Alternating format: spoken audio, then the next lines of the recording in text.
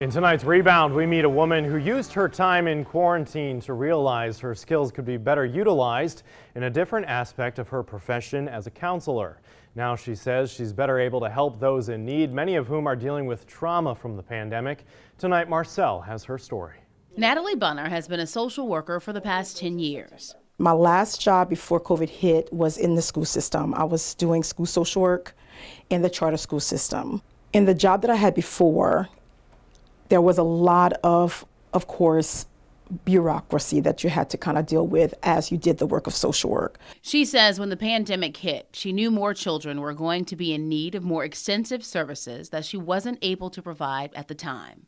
I had to only look in my own house to see the impact of COVID, seeing the stress that happened over time as the kids realized they weren't going back to school, and the kind of new stress that brought on.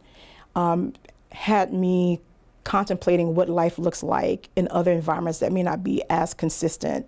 I want to say within the week of completing that testing, I filled out the paperwork to start a private practice. Natalie says her decision to open Thrive Therapy, where she can provide direct care and see cases from start to finish, was right on time. With the children, I'm seeing heightened anxiety, more chronic depressive episodes.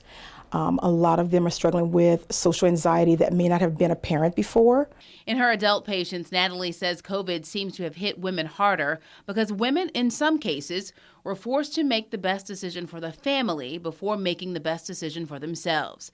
The new business owner reminds women to show themselves grace. Sometimes you can't carry it all, and that's okay.